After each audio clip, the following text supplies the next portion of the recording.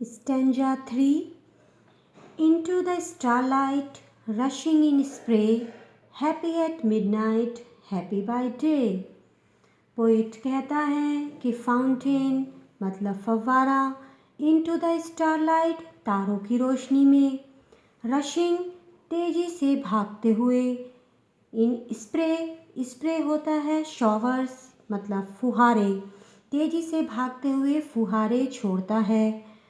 फव्वारा तारों की रोशनी में तेजी से भागते हुए फुहारे छोड़ता है। हैप्पी एट मिडनाइट, हैप्पी प्रसन्न नज़र आता है। एट मिडनाइट आधी रात को भी प्रसन्न नज़र आता है फव्वारा। हैप्पी बाय डे, और दिन में भी प्रसन्न नज़र आता है। दिन रात फव्वारा चलता रहता है, तेजी से फुहारे छोड़ता रहता है और दिन रात वो प्रसन्न नज़र आता है। The poet says that at the night, in the light of the stars, the fountain sprays the water with its movement. It is happy in the day and at the midnight as well. In this stanza, the words starlight and midnight rhyme together, and the word spray rhymes with the word day. And important questions are: how does the fountain appear in the starlight? Fountain कैसा प्रतीत होता है starlight में? The fountain appears rushing in spray in the starlight. फुहारे फेंकता हुआ तेजी से चलता हुआ प्रतीत होता है। How does the fountain look at midnight and by day? Fountain कैसा दिखाई देता है आधी रात को और दिन में? The fountain looks happy at midnight and happy by day. Stanza 4. Ever in motion, blithesome and cherry.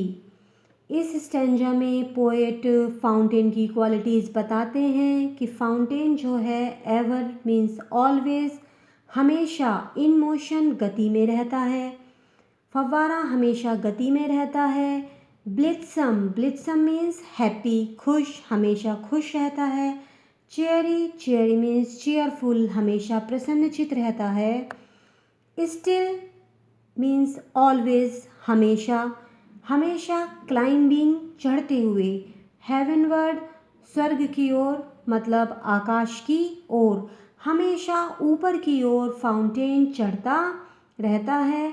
Never a very, कभी भी नहीं। वेरी मीन्स टायर्ड, थकता, कभी भी थका हुआ प्रतीत नहीं होता है।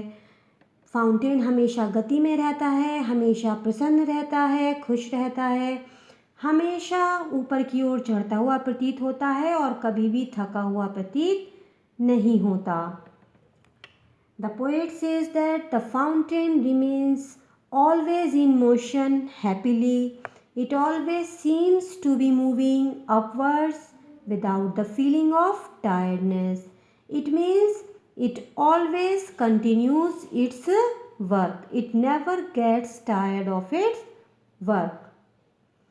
In this stanza, the word cheery rhymes with the word weary.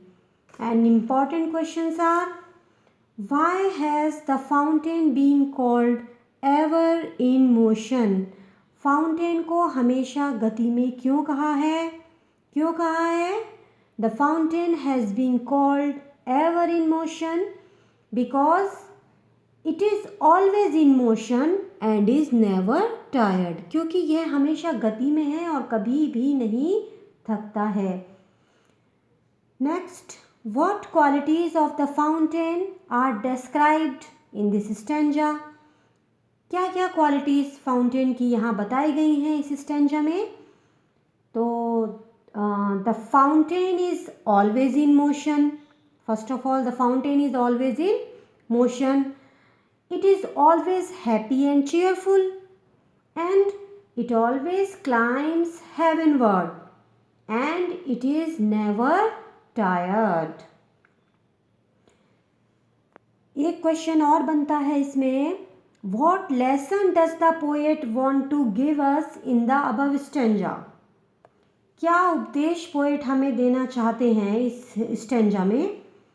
तो पोएट हमें इस स्टैंजा में हमें उपदेश देना चाहते हैं कि हमें भी फाउंटेन की तरह से प्रसन्नचित्त खुश रहना चाहिए, ऊपर की ओर यानी जीवन में हमेशा उन्नति करनी चाहिए और हमें कभी अपने कार्य से नहीं थकना चाहिए.